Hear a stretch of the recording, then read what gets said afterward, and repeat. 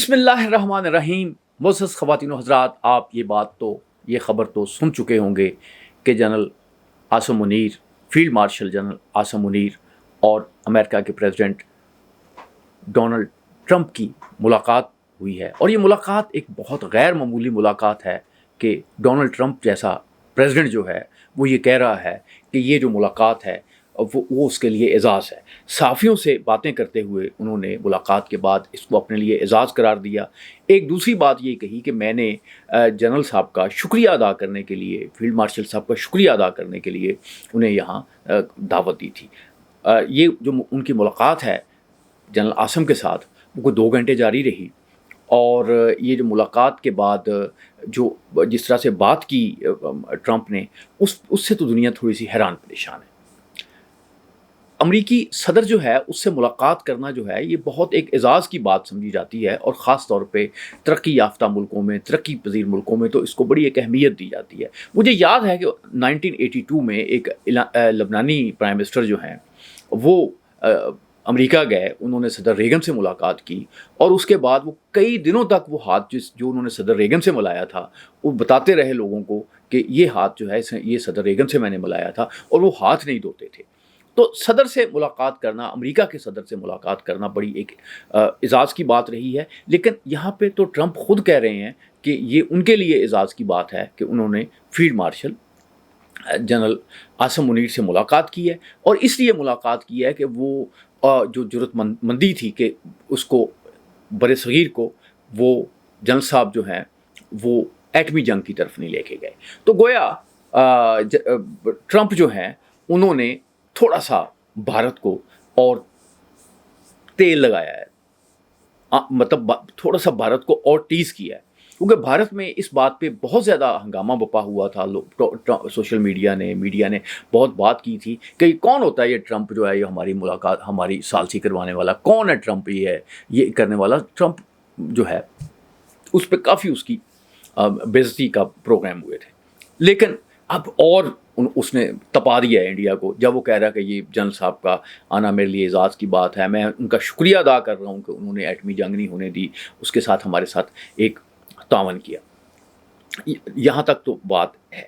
अच्छा, इसके हवाले से, इस मुलाकात के हवाले से अभी तक जब मैं ये वीडियो रिकॉर्ड करवा रहा हूँ कोई पाकिस्तानी हुकूमत का मौक़िफ़ नहीं आया, कोई ISPR का मौक़िफ़ नहीं आया।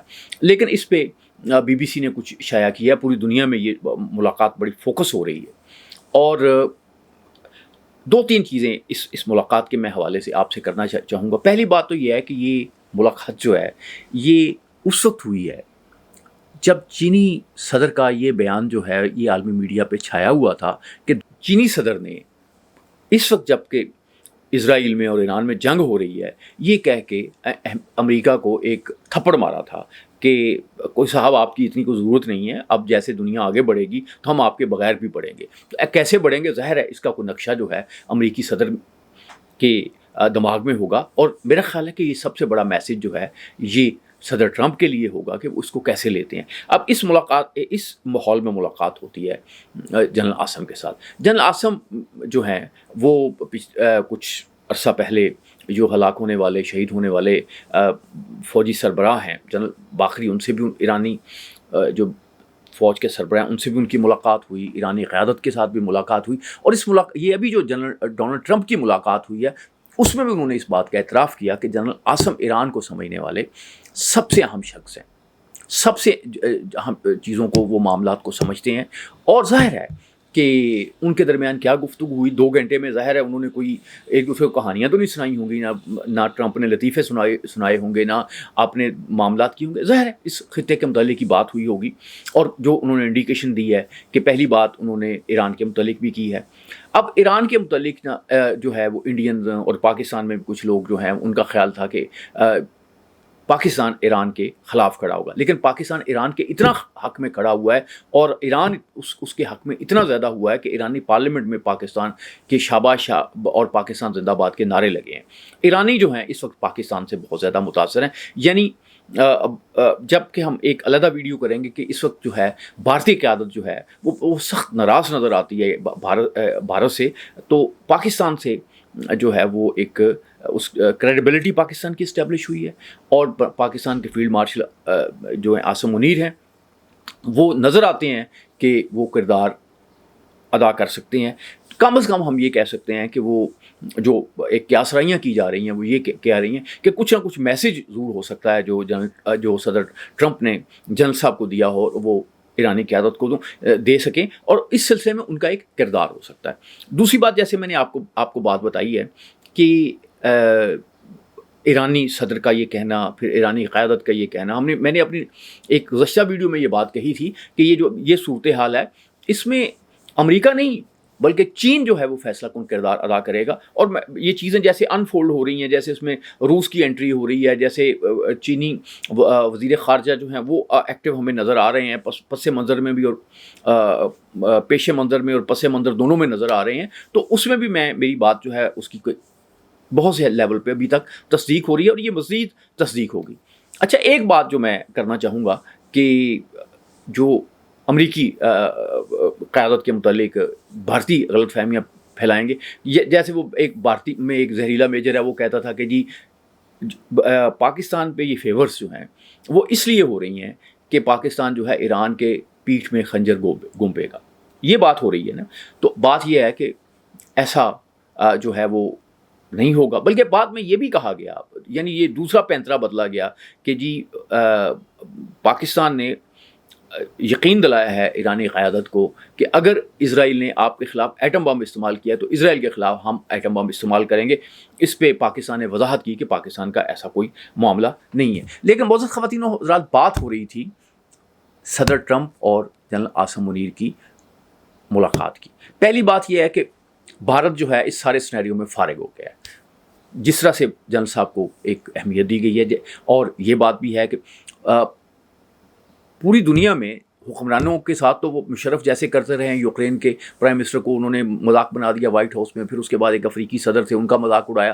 تو وہ ان کا کوئی معاملہ ایسا رہا ہے ٹرمپ کا کہ لوگ تھوڑا سا جانے سے وہاں گھبراتے تھے کہ پریزیڈنٹ صاحب جو ہیں، ٹرمپ صاحب جو ہیں وہ مذاق اڑا لیتے. لیکن جنرل صاحب کو انہوں نے بڑی غیر معمولی اہمیت دی ہے. تو اب بھارت سے ہو سکتا ہے یہ شور مچائے کہ جی پاکستان جو ہے وہ اڈے دے گا، اور یہ اس لیے ہوا ہے کہ اڈے چاہیے ہوں گے امریکہ کو، تو یہ اس کو سہولت دی ہے.